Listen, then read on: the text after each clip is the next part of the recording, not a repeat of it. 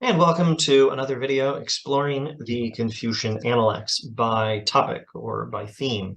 And in this video, I want to look at some material I've explored in another video. It was probably titled Confucius on the Requirements for Governance. Confucius on the Requirements for Government. And I don't mind going over it again. It's terribly important. Hopefully I'll also think of something important, some detail that I didn't cover the last time. For the lower right-hand corner of the screen, I've selected this. This is probably my favorite photo from hiking in Hong Kong. We're on Tai Mo Shan, not the tallest slopes, but high enough to see some things. Tai Mo Shan is Hong Kong's tallest mountain. We are looking basically northward. There's some Shenzhen in mainland China off in the distance. Probably these tallest buildings are Shenzhen, but some of them might be Fanling, also in Hong Kong. I'd have to get up high and see. This is a mountain in Shenzhen. Over here is Longshan, Dragon Mountain, and we're still in Hong Kong at Longshan, and this slope is Hong Kong, etc., etc. Anyway, beautiful, beautiful place. Okay, let's go to the Analects, and there's one passage in particular that I want to look at, and I want to look at some other passages that cover, well, let's say that solve the same problem, that cover the same topic, or that solve the same problem, or that solve the problem covered in the one passage that I want to look at. All right, so, oh goodness, there we go.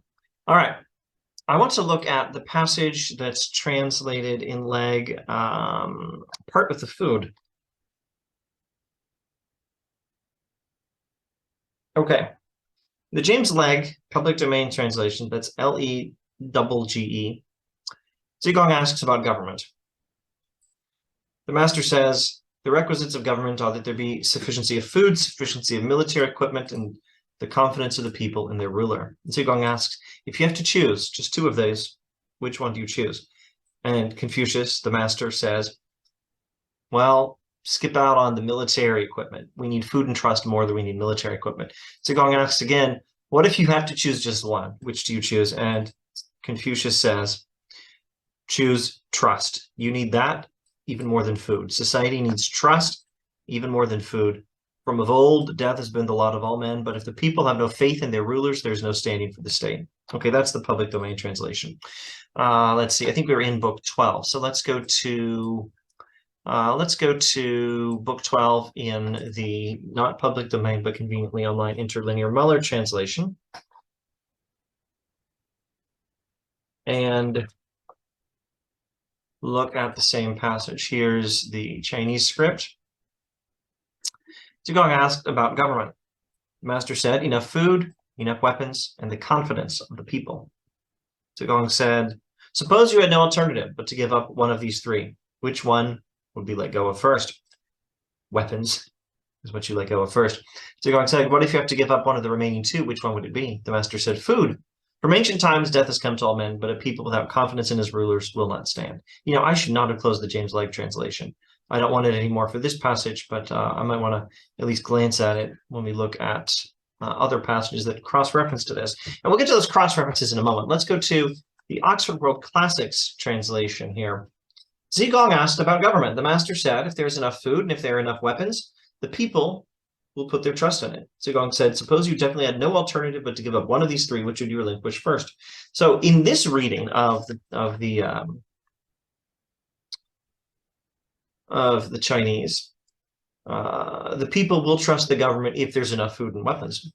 Not three distinct things, but these three connected things. Anyway, Zigong says, suppose you had no alternative but to give up one of these three. Maybe they're connected but separable.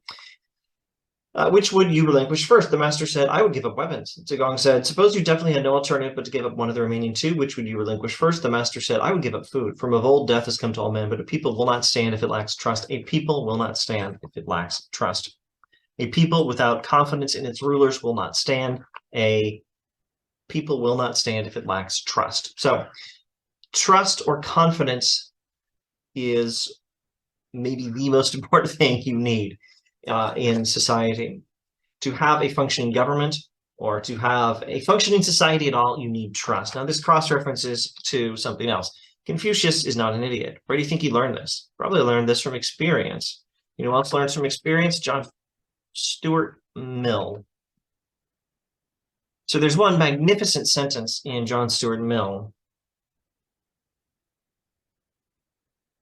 chapter 2 of Mill's Utilitarianism. And let's see, I think I can find the sentence if I search for the part of one of their worst enemies. So the sentence is quite long.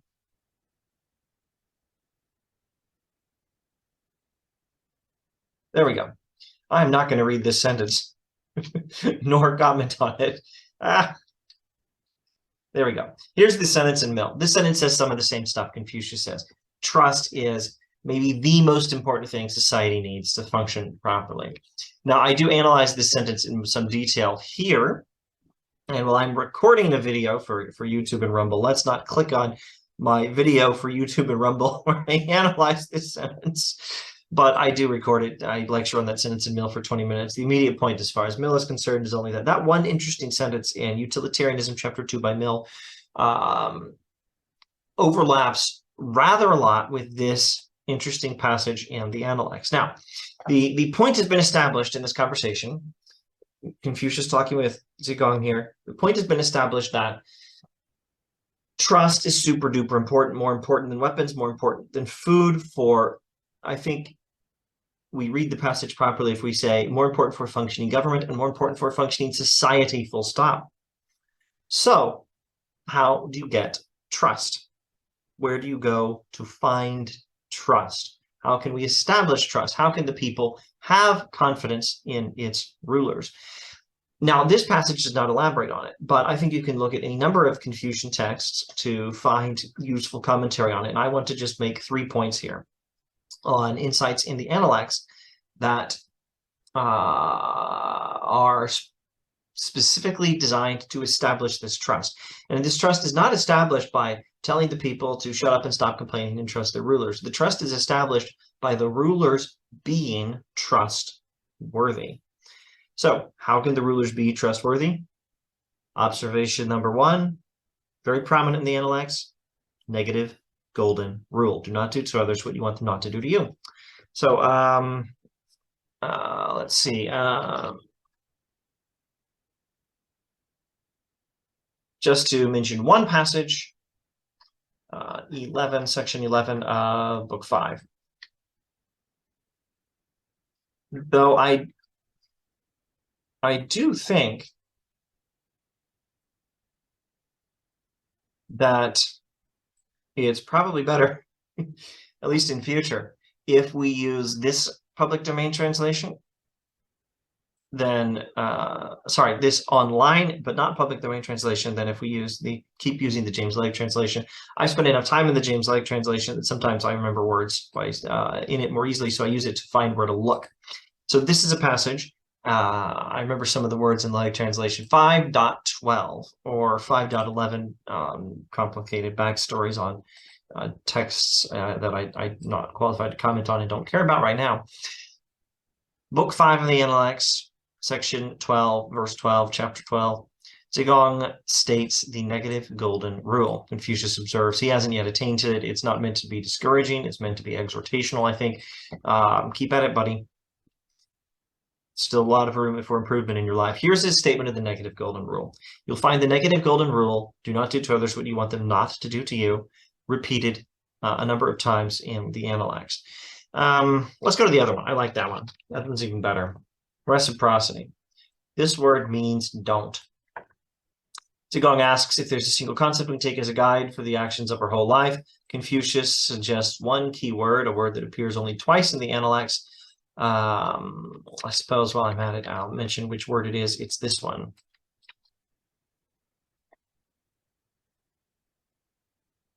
And it's often translated as reciprocity, but it's described in the terms of the negative golden rule, which you don't like done to yourself, don't do to others. So negative golden rule.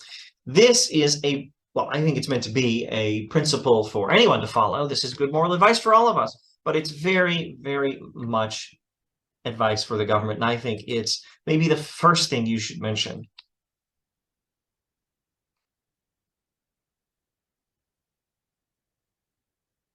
To make sure that the people have confidence in their rulers. The rulers should be trustworthy. That's how they can get trust, and they can be trustworthy by having by following the negative golden rule. Now, two other sentences must be mentioned in book 1.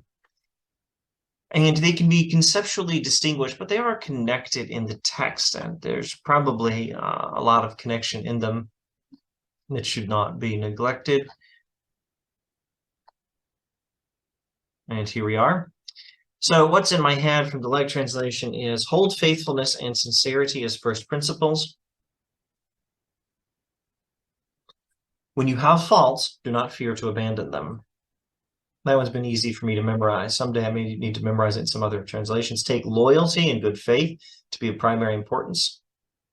When you make a mistake, don't hesitate to correct it. Also, Muller kindly gives us this useful commentary here. The noble man still makes mistakes. The difference between him and other people is that he rectifies his errors as soon as he becomes aware of them. Well, that reminds me of other passages. Correcting your mistakes as soon as you become aware of them.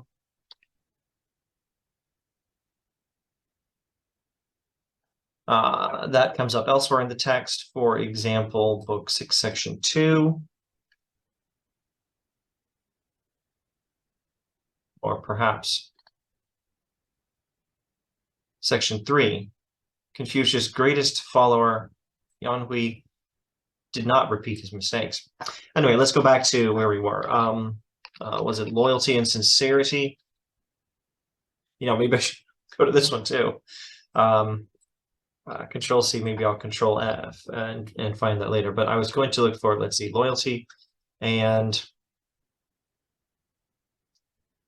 there you go. Take loyalty and good faith to be of primary importance. This is instruction for the government that will make rulers trustworthy. When you make a mistake, don't hesitate to correct it. That is instruction for the government that will make it more trustworthy, and that's what will help to establish trust. Now let's look at the same passage in Oxford World Classics, referring to the gentleman or the nobleman. That would be the, I'm sorry to say, I still can't quite recognize the characters by sight. The Junzi, this one. Virtuous person, noble person, sometimes translated gentleman, which makes a lot of sense because it's a word originally referring to a person from the ruling class, but which Confucius gives a moral character to, much like the English word gentleman refers to upper class English person originally, and then comes to mean a particular kind of moral person. Okay, so where are we? There. If the noble person or the gentleman is not grave, etc., etc., and he takes loyalty and good faith as his first principles and has no friends who are not up to his own standard. If he commits a fault, he should not shrink from correcting it. So do not hesitate to correct it, or you should not shrink from correcting a fault. And he takes loyalty and good faith as his first principles. All right, so Oxford World Classics, phrasing of the same concept. And again, I think these two sentences, taking loyalty and good faith as first principles and do not shrink from correcting a fault, these are two really important ways rulers become trustworthy, which will establish that crucial trust that society needs. Now, this passage corresponds to another passage in the Analects. Let's check that one out. Book 9, Section 25. The master said, regard loyalty and good faith as your main concern. Do not make friends, those who are not up to your own standard. If you commit a fault, do not shrink from correcting it. Now, looking at the same concepts in a slightly different phrasing helps to explain why we have in the middle of this sentence, have no friends who are not of equal moral caliber. Or, well, back to Oxford World Classics, have no friends who are not up to your own standard. And same phrasing in Book 9, Section 25. Let's go to 9:25 in Muller. Well, base yourself in loyalty and trust. Don't be companion with those who are not your moral equal. When you make a mistake, don't hesitate to correct it. So these are actually 3 moral principles that are, well, I think meant as useful advice for everyone, but also meant as specifically political advice. You find this I don't know what word to say. I want to say dynamic, but let's not use dynamic as a noun. You find this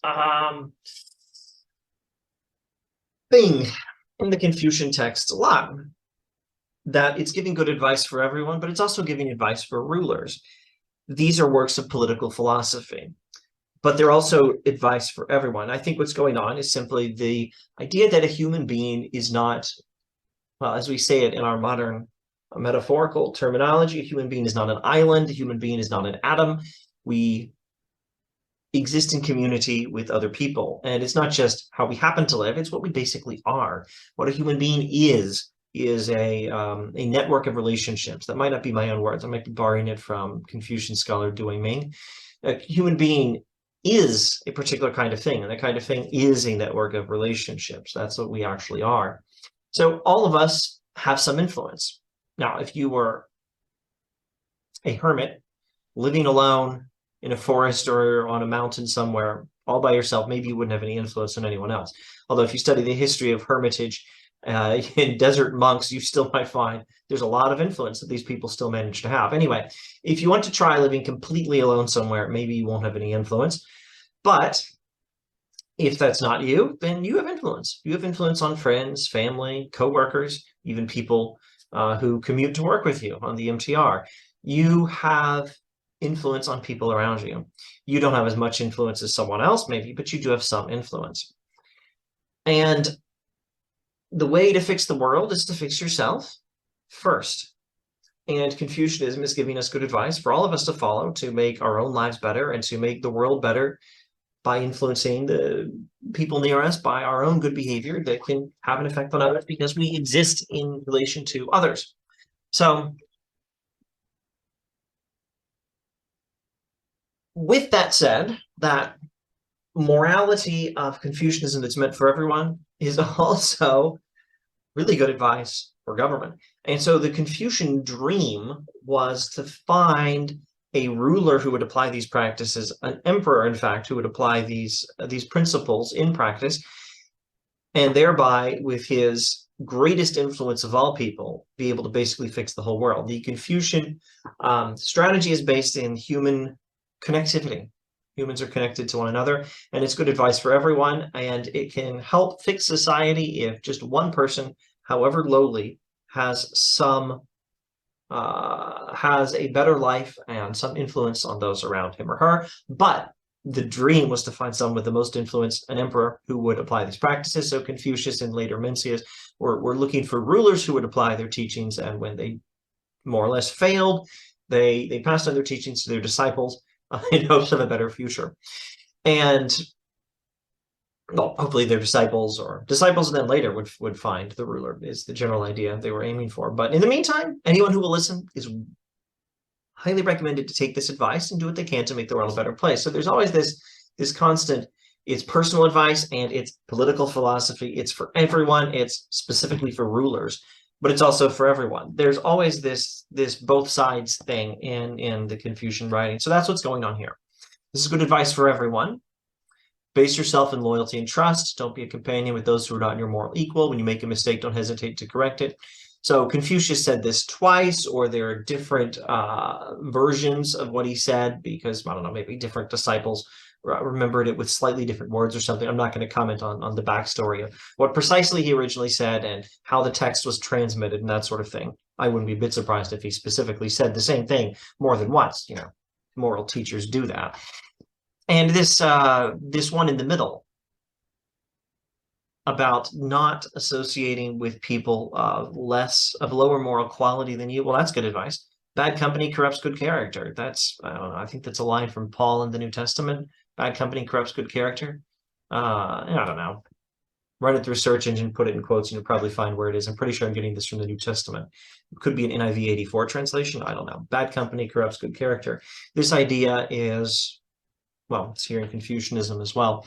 Be a friend to people who are at least as morally good yourself. And these three statements are good moral advice for anyone and good moral advice for rulers, but specifically for establishing trust.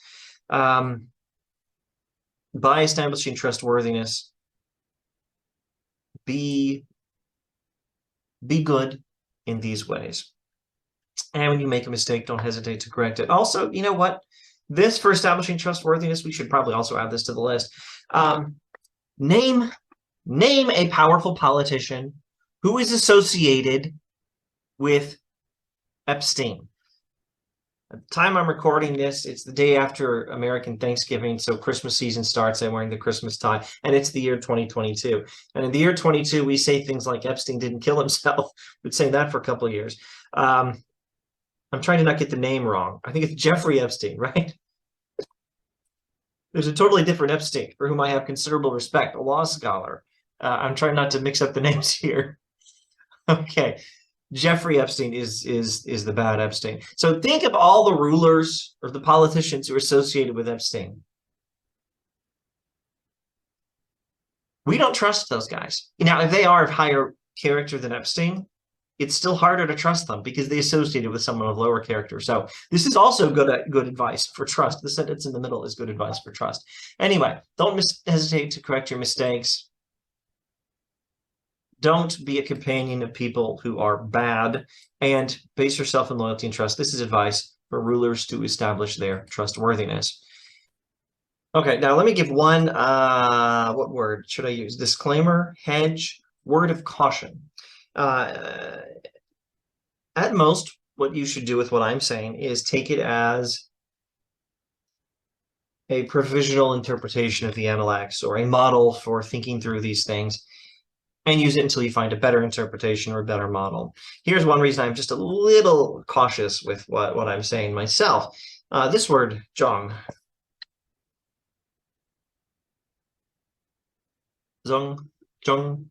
loyalty, conscientiousness, doing one's best for.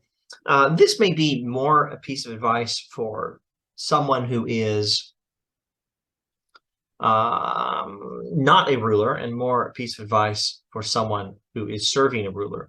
Now, in particular, in context, Confucius is directly, although I think this again is advice for everyone and advice for rulers, some of this is literally, specifically, and in context, Confucius giving advice to his disciples who he hopes will become advisors or counselors to rulers. So he's telling them to have this sort of zhong loyalty, or doing one's best for, conscientiousness. So this may not primarily be a virtue for the ruler so much as for someone who faithfully serves the ruler with good counsel. So the vocabulary here, in other words, may not apply directly to rulers. So be careful. Maybe I'm oversimplifying a bit when I say that this particular sentence, and where was our other sentence back in book 1? 1.8, was it? That this particular clause is advice for rulers to help them establish trustworthiness, to establish trust by being trustworthy. Maybe that sentence is not so directly applicable. Now, it doesn't take much interpretation to make it directly applicable, or much commentary. Just observe that honesty is connected here. There you go. An honest ruler will be more trustworthy. You can make the connections, but maybe I'm oversimplifying and trying to make them directly. Anyway, this one, I can't imagine how that wouldn't be made directly. Now let's close this video with looking at this other passage that I stumbled across and thought, hey, that's interesting. And is that specifically giving us advice for a ruler for establishing trustworthiness? Well, maybe. But now that I'm saying that, I'm thinking, hey, there's another passage I really should mention here. That might be another thing. If we made a comprehensive list of things the rulers can do to establish trustworthiness, and thereby establish trust, and thereby avoid the problem that the people will not stand when they don't have confidence in their rulers. 1, negative golden rule: don't do to the people what you wouldn't want done to you. 2, faithfulness and sincerity, or loyalty and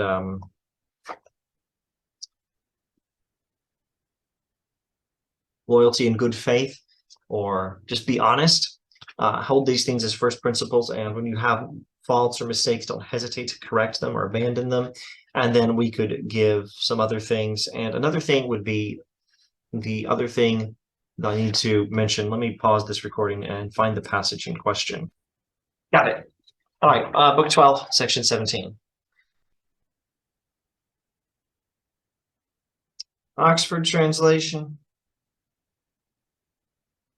Ji Kongzi asked Master Kong about government. Master Kong, Kongzi, Confucius, about government.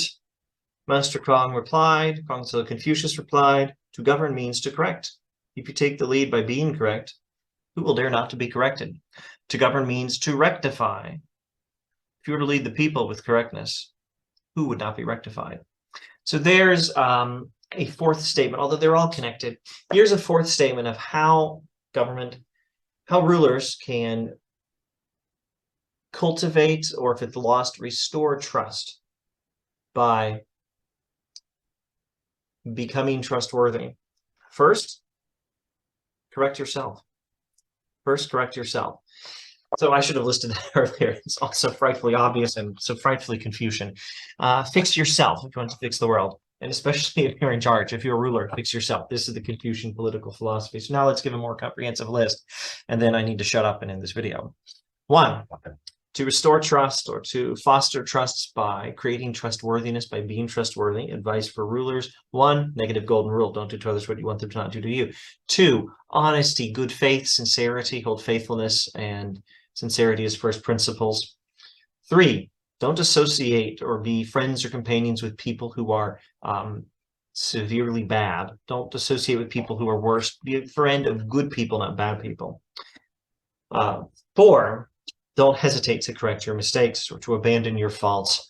5, fix yourself first, and then people will be okay with you fixing them. All right, Confucian advice for having a society where we can have confidence in our rulers and where trust flourishes and thereby society flourishes.